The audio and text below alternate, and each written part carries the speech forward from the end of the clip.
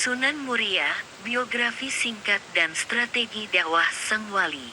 Sunan Muria adalah salah satu tokoh Wali Songo. Dia dikenal sebagai tokoh yang menyebarkan agama Islam di daerah Gunung Muria, pantai utara Jepara.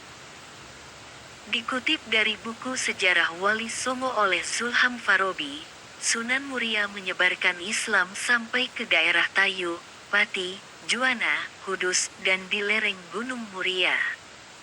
Biografi singkat, berdasarkan buku Tasawuf Nusantara oleh Sri Mulyati, Sunan Muria adalah putra dari Sunan Kalijaga dengan Dewi Saroh. Ia memiliki nama asli Raden Umar Said.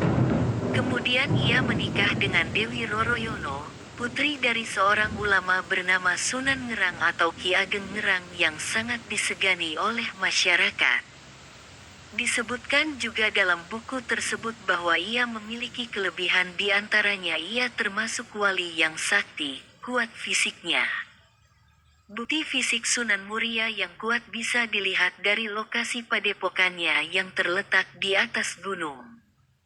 Adapun pendapat lain yang dikutip dari buku Wali Sanga oleh Masikur Ali, terdapat dua versi mengenai pendapat tentang asal-usul Raden Umar Said.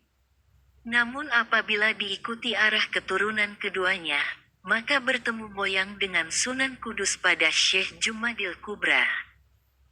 Syekh Jumadil Kubra adalah putra dari Zainal Husain, putra Zainal Kubra, putra Zainal Alim, putra Zainal Abidin, putra Husain, putra Fatimah, putri Nabi Muhammad SAW.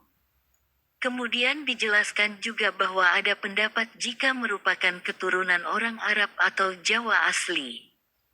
Namun dari pendapat tersebut, semuanya menyebutkan bahwa Raden Umar Said adalah keturunan orang-orang terhormat. Strategi dakwah. Berikut ini adalah beberapa strategi dakwah yang dilakukan oleh Sunan Muria dalam menyebarkan agama Islam. Pertama, dalam buku oleh Sri Mulyati tadi dijelaskan bahwa dalam menyebarkan agama, Raden Umar Said biasanya mendekati kaum dagang, nelayan, dan pelaut. Kedua, disebutkan juga ketika berdakwah, ia mempertahankan gamelan sebagai kesenian Jawa yang sangat digemari rakyatnya. Ia menggunakan kesenian ini sebagai sarana untuk memasukkan nilai-nilai keislaman kepada rakyat, sehingga secara tidak langsung, rakyat kemudian dibawa untuk mengingat Tuhan lebih dekat. Cara dakwah ini menurut Sulham Farabi dalam bukunya tadi, menjadi cara yang digunakan ketika awal mula ia menyebarkan agama Islam.